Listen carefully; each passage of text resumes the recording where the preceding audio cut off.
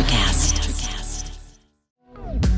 Every day, no matter what I'm doing, I'm in the path or process to helping somebody move a quarter of an inch in knowledge or education in this whole world, because it's as confusing as heck for a lot of people, and we're not getting it in the schools. Welcome to Think Business with Tyler, sharing our methods and strategies for success. Join in on our conversations with business owners as we highlight their triumphs and detail how they overcame the challenges they faced while continuing to grow and scale their business. It's time to think life, think success, and think business with your host, Tyler Martin. Welcome back. Prepare to be enlightened by the story of Bruce Weinstein, a top earner whose world was flipped upside down, forcing him to reinvent his career and come back stronger than ever. Bruce shares insights on adopting the octopus-style business strategy and guides you through the maze of insurance policies, making sure you're covered against the unforeseen. And lastly, keeping an eye on your finances is crucial, as no one else will. Get ready for practical advice, real-life examples, and entrepreneurial wisdom right at your fingertips. Let's chat with Bruce. Hey, Bruce, welcome to the Think Business with Tyler podcast show. How are you doing today? I'm great, Tyler. Thanks so much for having me. Yeah, thanks for being here. We're recording this on July 3rd. So happy 4th. Yeah, I appreciate you being here on a holiday weekend to talk to me. Thank you. I always love to start with just a little bit about yourself and what you do professionally. So my wife and I have an insurance agency. We're what's called duly licensed. So we have life and health insurance licenses, but also property and casualty. So we can help everybody in the whole world of insurance. So think auto, home, commercial, that's property and casualty, P&C, life, health, Medicare, annuities, long-term care, that would be a separate license. And that's our core business. Okay. And then are you a broker for insurance carriers? Are you essentially the middle party, or how does that work exactly? I guess the terminology would be independent insurance agents. So we would deal, again, names your audience might know would be Progressive or Prudential or, Mass Mutual, AIG, names in that regard. So Aetna, Cigna, Blue Cross Blue Shield. So we're basically have relationships with the different carriers in the different markets. And then we're licensed in half the country. So we cover people in over 25 states right now across the country. And it just depends on what they need and what market they're in. And we can usually get those relationships. There's captive agents, and then there's independent. So what I mean is like State Farm, Farmers, and Allstate, they would be captive agents. Northwest Mutual, that would be a captive agent. So outside of their product lines, we pretty much get everything else in the spectrum of insurance. What's your take right now on the insurance industry? Which side? Which side? I know this is a loaded question. Like, for example, California, you're getting a lot of news where I'm at. Insurance carriers are pulling out of home insurance. Correct. They're not even insuring homes for liability protection. So what is the state of insurance? I guess different markets, different things. 100%. Absolutely right. So you and I are on opposite sides of the country. I'm in South Florida. So we've got the hurricane issues. You've got the wildfire issues as a big component of the risk in California. So what's happened is the insurance companies, remember, insurance is nothing more than a pool of everybody else's money. And so when Tyler has a problem, we're all going to use that money and help you fix that problem. And so when a hurricane comes through and they have a $10 billion loss on the west coast of Florida, and I'm on the east coast of Florida, all the clients start screaming, why are we paying more? It didn't hit here.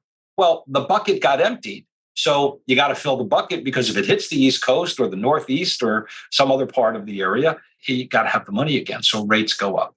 Compound that to what you just said earlier is carriers are pulling out of the markets. They're losing money. Ultimately, if too much money is lost, the government comes in through the FEMA program, and then people get pennies on the dollar. So think about, and your area is, I would say, from what I recall, San Jose is Silicon Valley, it's very expensive, very affluent area. Down here, Boca, West Palm Beach, right? It's, millionaires and billionaires here as well. So somebody's got a $50 million home, $10 million home, and it gets wiped out. Well, that's pretty damaging. Then if you're living in, central United States, Iowa, right? Where maybe it's a tornado or something, Wizard of Oz comes through, but that's every now and then. But those homes aren't also $50 million. So it's risk. It's adverse risk is really the term. So where you have higher degrees of risk exposure, the carriers start backing away. So in Florida, Farmers doesn't work here. They pulled out of the Farmers. Homeowners pulled out of the market. You can barely get Allstate. State Farm is here for some business. So those are the big ones. Those are the big national companies.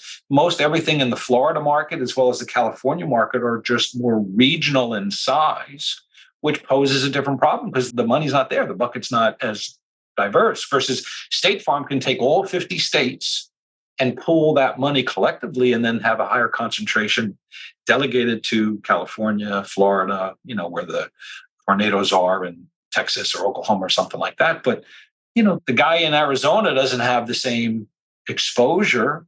I used to own a property out there when my son went to school. Like the homeowners was a joke. Like there's no natural hazards there.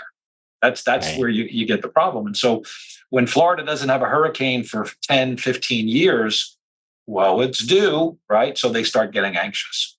So Florida alone last year, 7 carriers pulled out of the market. Wow. Is that normal? I mean, just very looking at the abnormal. history. No, it's certainly Okay. abnormal. But Okay. so what does that do to the system? The pressure, like same thing in California. You can't, plenty of friends that are colleagues in your market out there, they can't write wind, right? Meaning sell or put somebody in something. So you can't get fire coverage, fire and wind coverage out there. So now all of a sudden you have to decide, well, I'm going to buy that $5 million house. And if it burns down, I have zero coverage. That's devastating to somebody who can't. Most people, not everybody, but most people, that's their real estate home is probably one of their biggest assets, if not the biggest, right? So somebody's got a $5 million house. They're a little bit more liquid than that, I would think. It's not like they have $8 in the bank and a $5 million house in all likelihood, right? So same down here in Florida it's not just 7 leave, it's the remaining, and I don't know what the number is, but let's just say 7 remain or 10 remain. They may not want, nor will their balance sheet allow for that additional business or risk to come on the books, right? So again, depending on who your listener is, but if you're a manufacturer and you have capacity to make 1,000 items a day and you get an order for 10,000, well, how are you going to meet that demand? You don't have capacity. So it's kind of the same in an inverse relationship on insurance is if I can't cover the risk, I can't take on that new client. And so a lot of clients are getting dropped. Our problem down here is roofs, the age of roofs now, because there was so much fraud in history with roof damage. And, oh, by the way, you owe me a $50,000 new roof. Well, now all of a sudden, if you're in South Florida, especially if your roof is over a certain age, insurance companies won't cover you or the rate's 3 times the price. And people are gagging. They're just choking. Yeah, it's a fascinating industry. It's interesting times. Hey, I want to switch gears. I want to talk about you a little bit. Sure. So you had a long career, I believe 30 years doing something, Yeah. and I want you to share with us that. And then in 2016, you just hit the brakes and everything kind of fell apart. Yeah. Could you take us into that story? I want to go from first what got us there and then how you handled it when everything hit the brakes. And then we'd like to talk about how you came out of it. Sure. Thank you. So I started as a stockbroker at Merrill Lynch in 1986, long time ago. With Yellowstone out, I always say it's not 1886, it's 1986, not quite as old. But been 30-year career as a financial advisor, helping people build a very successful practice, $100 million of assets under management, which was, a sizable size business at the time, perennial $1 million producer, which, in the scheme of things, you're making in the high 300s, or so a year, and hitting my 50s, right? So you and I talked about relocating from New Jersey down to Florida. So it was all kind of happening at the same time. Kids were all out of the house, empty nest. Well, in the same timelines, you had the market crash in 07 and 08, real estate and Bear Stearns and all that stuff. So ultimately, without naming names, because it's all public record, people can find it, but I wind up in the arms of a very large national brokerage firm who, at the end of the day, and it's my opinion, and certainly would have to be subject to a court of opinion, but ultimately a very, very detrimental decision where they, I guess in some levels, and again, my words, just to protect myself and any legal repercussions, is they wanted what I had. And they figured out a way and kind of conspired against me. And I ultimately lost my practice, lost my license. We had to file bankruptcy. We had to sell our home. Pretty much everything just bottomed out in 2016. And I had to walk away from a 30-year career. And it's not just that, and we'll talk about, being self-employed all these years and my my natural business experiences to resonate with the audience. But, it's one thing to say, oh, I could always go make money again. But when you lose your license in the field that you've pretty much spent your whole adult career on, how do you reinvent yourself? What do you do next? People are like, oh, become a realtor, be a mortgage broker, all these types of things. But, at the end of the day, I was literally driving Uber for a while and just trying to figure out, clear my head of like at 53 years of age, what am I going to do next? And how do you reinvent yourself? And so that took a while. That definitely took a while. And then I had, with the upswing came, if you're looking to take that next, I basically had decided, Tyler, that I was always a consultative financial advisor. One of my lines is, I have nothing to sell, just problems to solve. And so I did everything. I did investments and I did insurance work. So it didn't matter what you needed. I probably had something in my briefcase to help you, my toolbox. And if not, well, I run a trusted advisor group of other professionals, CPAs and attorneys. And so we can probably get you what you need, a business broker, that type of stuff. So long story long is I had to figure out what to do, struggling there. And one day, after a few years, I got a phone call from a former client's neighbor. Oh, you helped so-and-so, Joe and Mary, and we're wondering if you could help us. We've been, trying to make some decisions on our retirement, and we know what you did for them.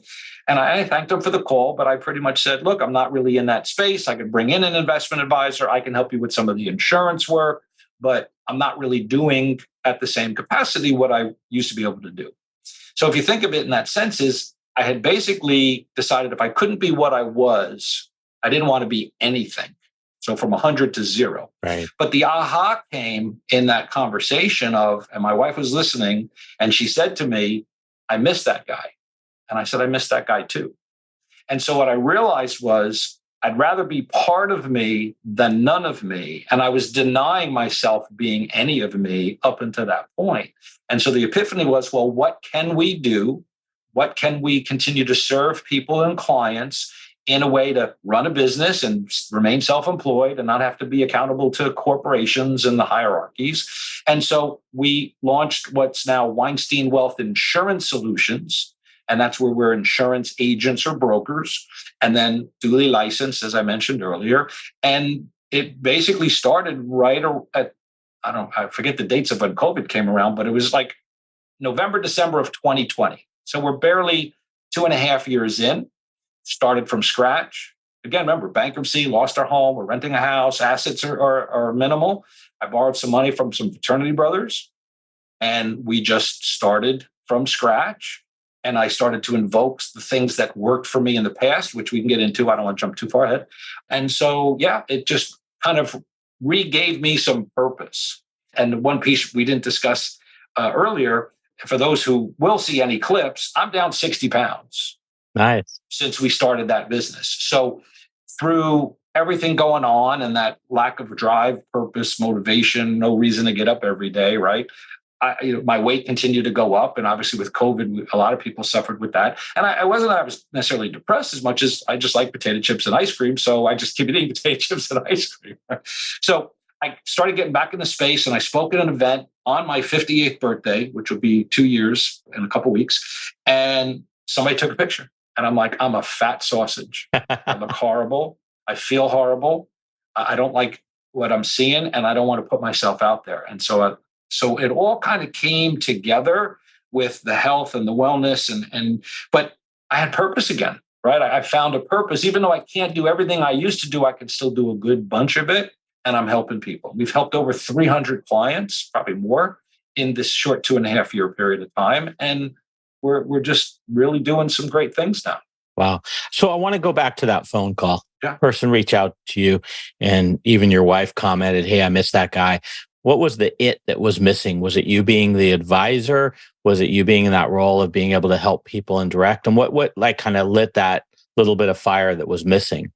Well, that's a great question. I think the interaction with people, knowing, I'll put this out there because it's not official. So I can't call myself a certified financial planner. Sure. Because of what happened. Now I'm in the process of applying for reinstatement, and we're pretty confident we're going to get reinstated.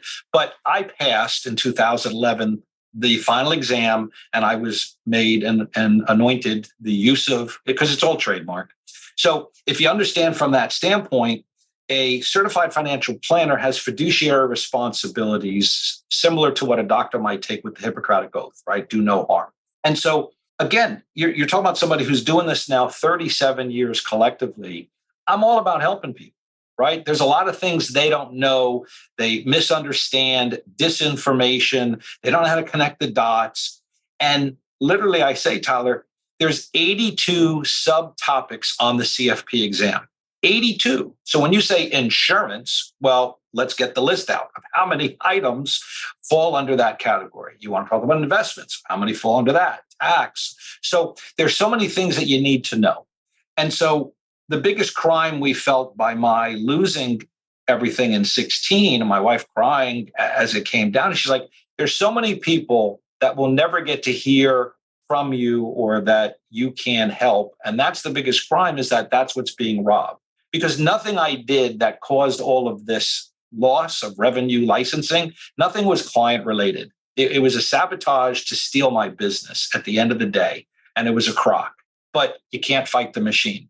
But clearly, just for the record, nothing I did was client related. There never would be. And so that's where the CFP board has opened up the opportunity for me to come back, because they found what happened to me to be overly egregious and even put so in their findings. So it allowed me, once the bankruptcy cleared, to apply for reinstatement, and that has been cleared. So now we're just going through the formalities. But if I'm hitting on your question in full responses, it just allowed me to start helping people again. So even though that phone call, they went elsewhere, it got the juices flowing of like, boy, 4 years, I really haven't had a conversation like that. And I miss those conversations, and I miss being able to guide people and to help them.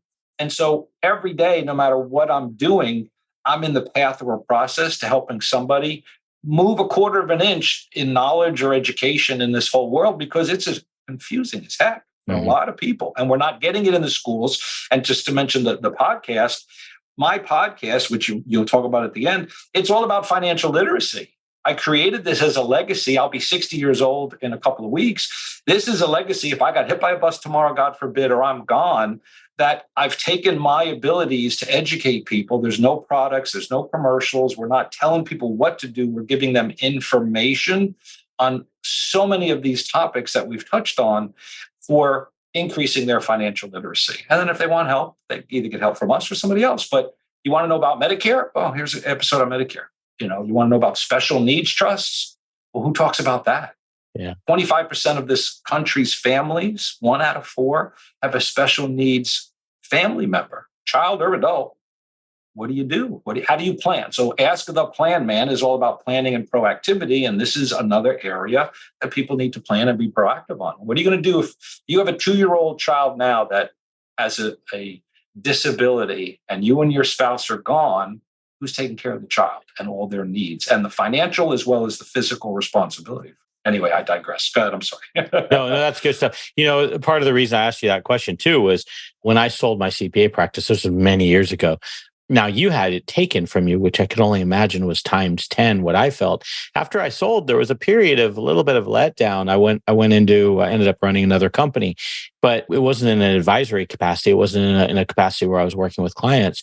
And I had a emptiness for a while. Like I really missed the interaction of being able to help people. I really missed the interaction of, I didn't care if someone hired me or not. That really wasn't it. It was really about getting good information and them allowing to make good decisions. And if I was the person that could help them do that, it made me feel great. Exactly. But like you said, even if it was moving them forward an inch, half inch, that made me feel good too, even if it wasn't with me. So 100% agree with you.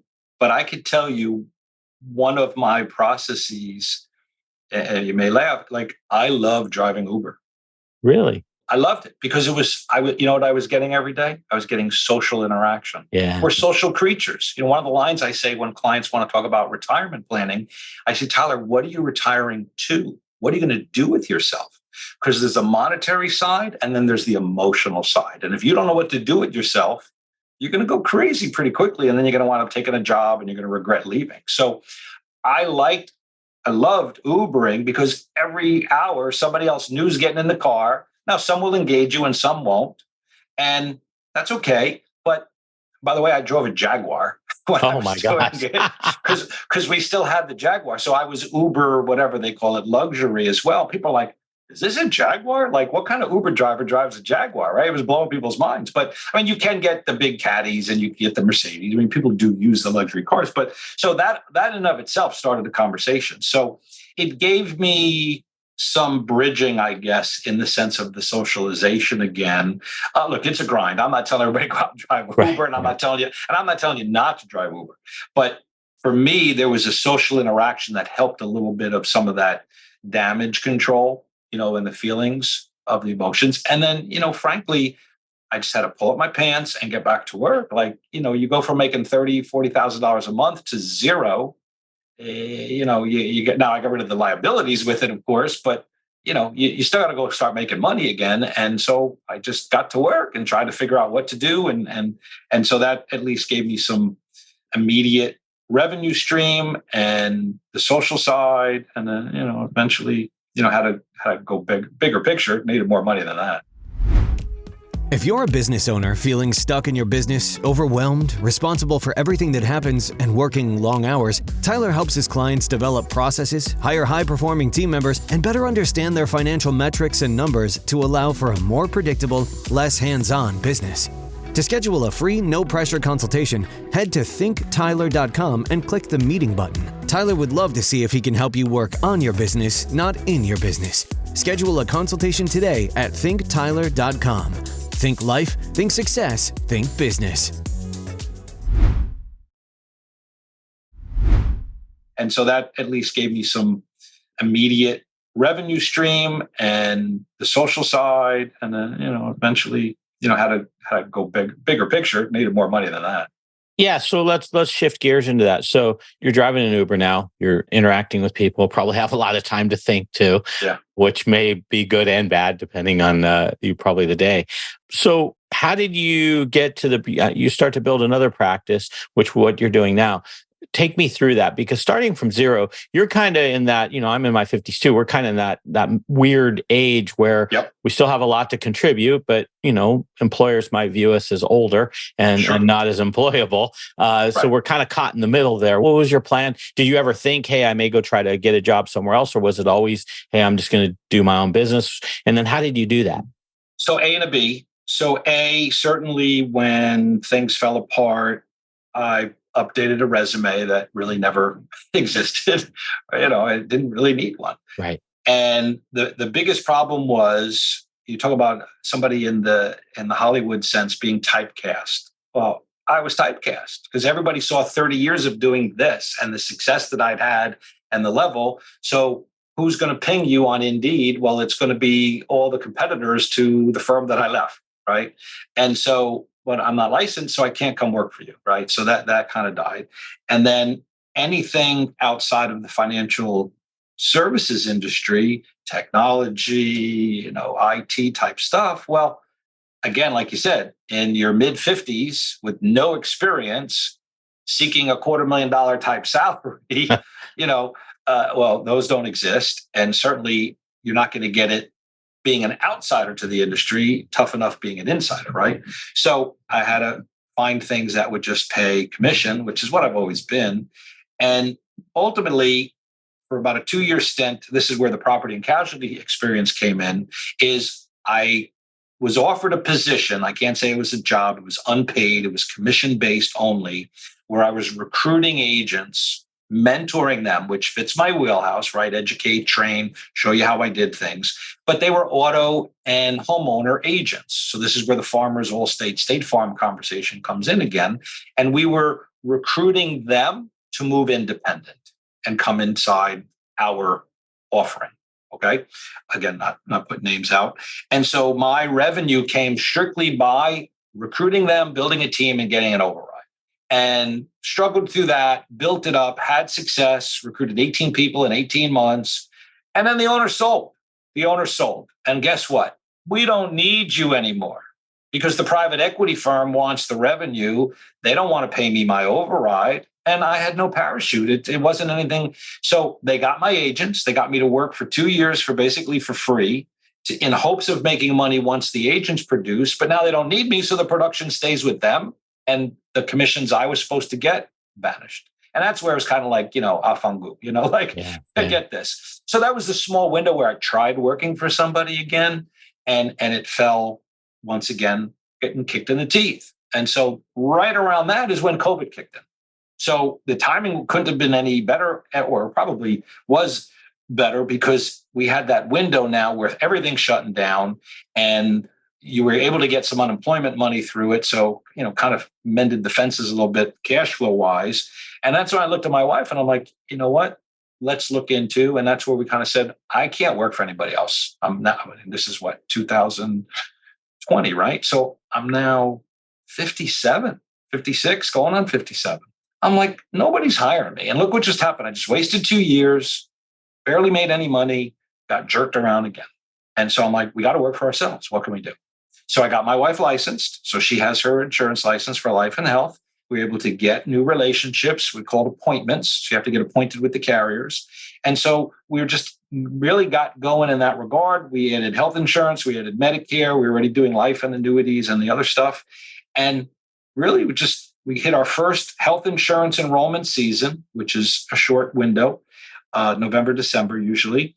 And then COVID was, running rampant. So that we had opportunities, and it just got back into networking, social media. Everything was on Zoom. So you could be in 50 different places a week via Zoom. You and I could be on, some kind of networking group, because you're in California, I'm in Florida, and we're doing business just like this. And so I got in a bunch of those groups, and it's just getting known and being trusted, right? Trusted, know, like, and trust.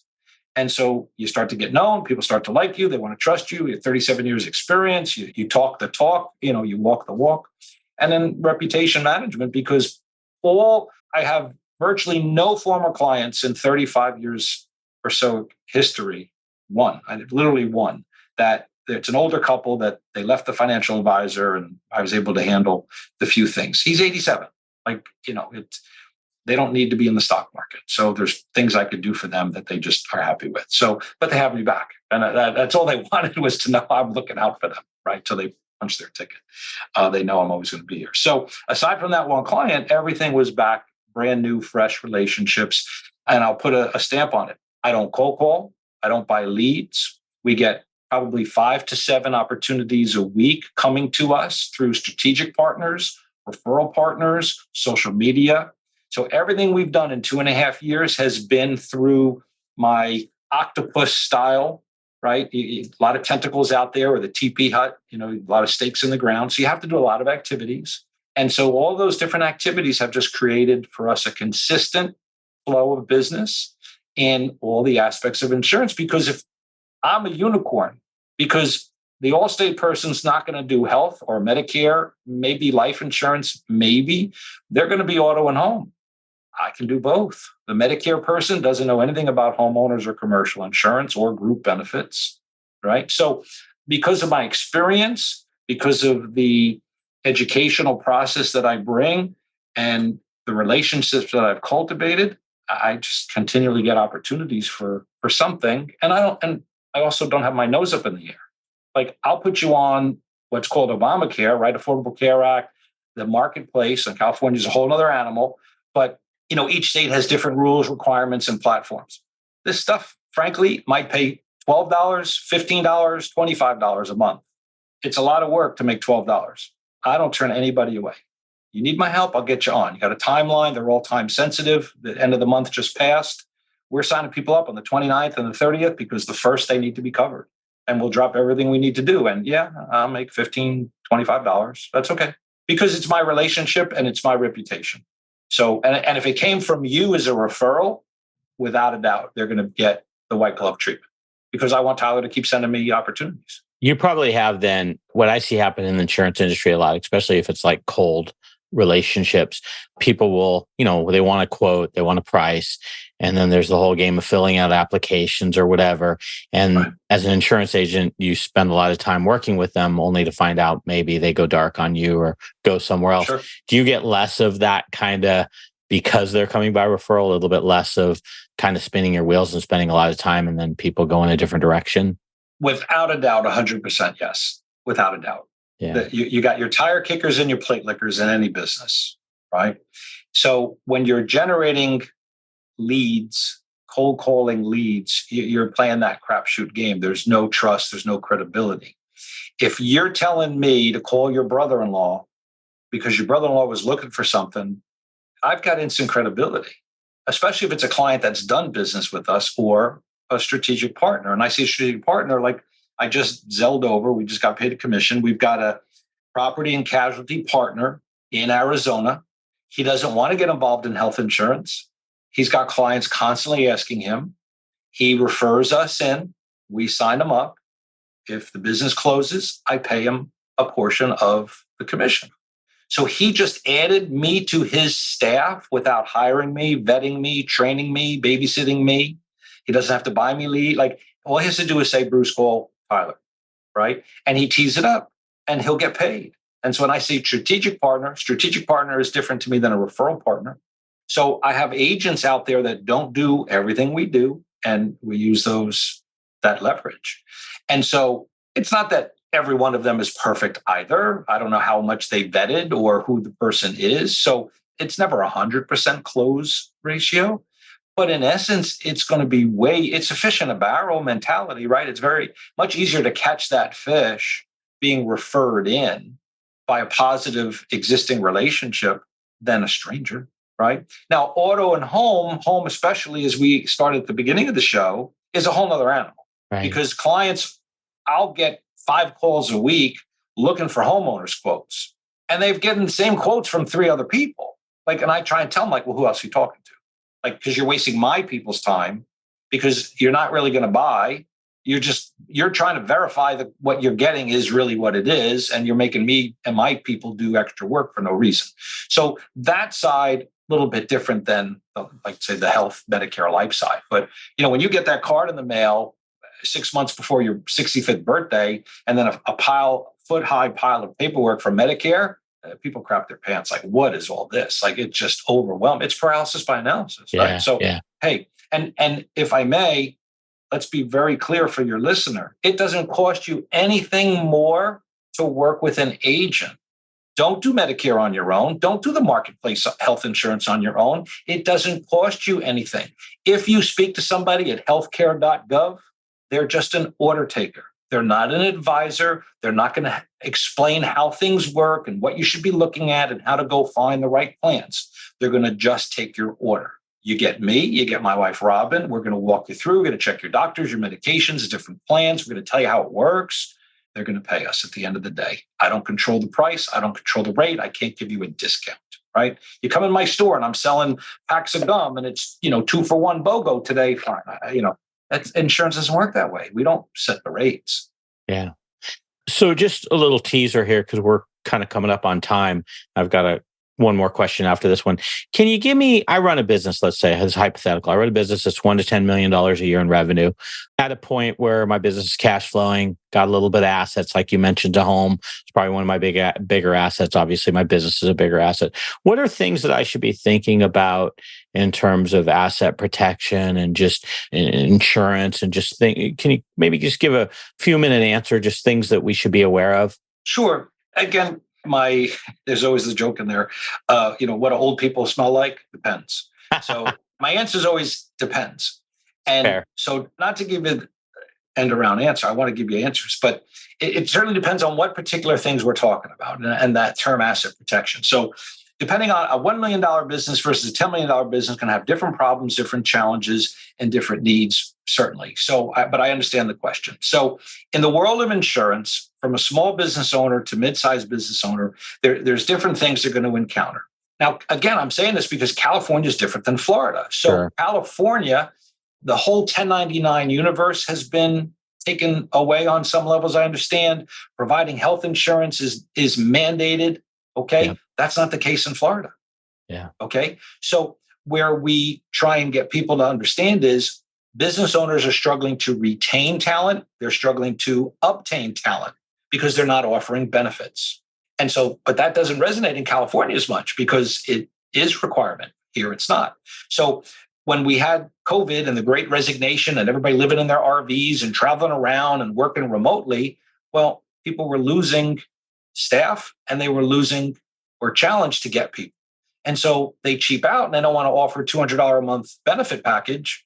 Well, now you got to start offering it. So that's the one tier, right?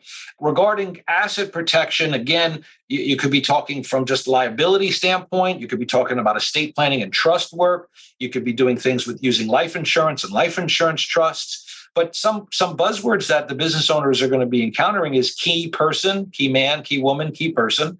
So key man disability. If you're my top salesperson making $500,000 a year, $500,000 a year, and you're doing $20 million in sales for me and you get disabled, what am I going to do? I got to pay you and I got to go find a new salesperson. That's key man disability, key person disability. Conversely, you might have a business partner. You might need key man life insurance. You and I are partners. You don't know my wife. You don't want to be partners with my wife. I die. You're now partners with my wife. She's inherited my shares in our company. You need a life insurance policy to pay to give you liquidity to buy my shares back so you can retain 100% ownership of the company. So if the business doesn't have $2 million sitting around, how are you going to write a check? So that's key man life insurance, where you buy reciprocal life insurance on your business partner. You can create tax-free income streams using life insurance. A lot of people know about 401ks, putting money into a qualified retirement plan. But then there's leverage ways using higher income earners to use life insurance to create private pensions and give tax-free income later as well. So, I can dangle a lot of different nuggets out there. There's a lot of different things. But again, it just depends on the particular situation. Makes a lot of sense. So those were some little nuggets. I appreciate that. I always love to end the show with my last question. It's around either a business or a life experience you've had that you can share with us that perhaps we can apply. Is there anything that sticks off at the top of your head? So I was thinking about that when you told me what it might be at the end. So when I started at 23 years of age as a young stockbroker, a couple guys took me under the wing. And the simple message was, if you don't watch your money, nobody else will. And what he meant was, we're all paid by commission. You might be an employee of the brokerage firm, but they didn't pay me anything. I had to do business, generate a commission, get my percentage. So we were W-2, but we still were self-employed as far as I was concerned, right? So every day you would write down you would have your trade tickets. Tyler bought 100 shares of stock, $95 commission. Well, the next morning you want to check your trade blotter to make sure Tyler's commission of $95 showed up. Well, like anything else, sometimes it didn't. Then when the monthly commission statement came out, was Tyler's business still on, right? Did I get paid? And so they told me very early on, remember, this is really before a lot of automation and computer technology like it is today. It was very manual. And they're like, if you don't monitor and track your commissions and your money, nobody else will. And so for any business owner, million, 10 million, starting out, whatever it is, when we started our business 2.5 years ago, the first thing I did was get a software to be able to track our commissions, all automated. And I said to my wife, Robin, I'm like, look, I'm at capacity. You need to learn this one. I'm doing this, and this. I said, I need you to learn it. She goes, why would I have any clients? I'm like, because you will master it. You'll get onboarded. You'll get it set up. You'll understand it. When the business starts to actually come in, you'll be able to just drop it in. And we've got hundreds and hundreds of clients and referral partners and strategic partners. We have to pay them their percentages. And so she's mastered it. And like I said, we have probably 400 clients in there or so, give or take. And but without earning a dollar, that was a $2,000 a year commitment to get a software. So I always know where my money is. And guess what? Month after month after month, if you think insurance companies play the delay game of denying your coverage for your claim, whether it's your car accident, your homeowner leak, your health insurance, you went to the ER and they're declining the claim. Oh, I wasn't covered and you got to fight with them. And yes, you were. And right. It's a game. Look, I'm on the inside. It's a game. Well, they know so many people will just pay the bill and not fight it. And then they're hoping a certain percentage go away, right? So squeaky door gets the oil. Well, it's no different on the commission side from the insurance companies, Tyler. If you know how many agents I know don't track their business. Oh, I bet a lot. We got thousands and thousands of dollars missing quarter after quarter after quarter that Robin has to go after and find and hound for 60, 90, 180 days sometimes. Oh, there's $1,000 we just got. Took her 6 months to get it. But how do I know? Because it's not showing Tyler's commission posted as we track it. So now it's circled. Well, we didn't get paid on Tyler's business. Now we got to go back to the insurance company. So that's the lesson. Regardless of your industry, regardless of your technology, inabilities, capabilities, whatever, always know where your money's going. Always track where it's coming in, who it came from. Obviously, thank them along the way, when you're getting it from other people. And then obviously your expenses go with that as well. Yeah, that's a huge one. I love that. Thanks for sharing that. Hey, so I'll put these in the show notes at thinktyler.com. Your website is planman.tv. Once again, planman.tv. If people wanted to reach out to you, is there anywhere else you'd like them to go or anything else you'd like them to do? Sure. So planman.tv is to go to our YouTube channel for our podcast, Ask the Plan Man. From the insurance side, WeinsteinWealth.com will get you to our insurance website. So you can see, again, a lot of information, education, but a lot of stuff about the different types of insurances, frequently asked questions, things of that nature. And then Ask the Plan Man or planman.tv, that's podcast shows and correlations there for watching our shows or episodes. And then our phone numbers, we have 2 toll-free numbers, 844-PLAN-MAN, 844-4-WE-COVER. It's 444. So just, they'll both ring to my cell phone. So just call Ask 844-PLAN-MAN or just go to asktheplanman.com. You'll find me. Anything Ask the Plan Man. Awesome. And is it okay if I put the 321-421-5213 number in the show notes? Sure. Let me tell you about this. That's a texting number. Okay. 321-421-5213 is a phone number that you would text the word Plan Man. That's my keyword, no space in Plan Man. And it will deliver my digital business card right to them that they can save all my information to the contact. So thank you. Yes. Unfortunately, the FCC changed it. It used to be 21,000. So it was short code. So you can give that out to somebody. Again, business owners meeting, right? You're networking. I don't carry cards, right? But if you text that number, you have my contact info saved right to your phone instantaneously. So it was a great tool, but then they changed the phone number. It's a little hairy. Yeah, that's okay. That's cool, though. I like that. Well, hey, Bruce, thanks so much for your time. A lot of knowledge. I loved hearing your story and you being so candid and transparent, sharing it. Thanks for being a guest. Thank you so much for having me. I appreciate it. You too. Take care. That's all for this episode of Think Business with Tyler. But we have plenty more resources to help you in your pursuit of business excellence on our website at thinktyler.com. If you'd like to be featured in a future episode of the show, feel free to reach out to us on social media at think_Tyler. We look forward to helping you think life, think success, and think business.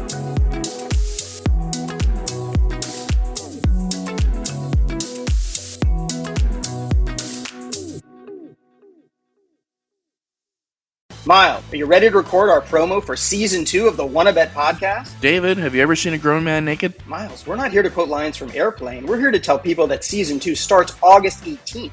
But I like Airplane. I know you do, but Wanna Bet is a sports betting podcast. Each week we bet $1,000 on the NFL teams and games that we love. Well, that sounds like fun. It is fun. And last year you picked over 60% of your games correctly. How'd you do? We're not talking about that. We are telling people that they can find us every Friday. So no more movie quotes. Roger. Electricast. Are you passionate about saving the planet for future generations? Do you want to learn how to do it? If yes, then you need to tune in to the Nature Backed podcast. It's a talk show covering the changing world around us, from renewable energy, sustainable agriculture, circular economy, to ESG and social innovation. Don't miss this opportunity to discover how you can join the movement and make a difference.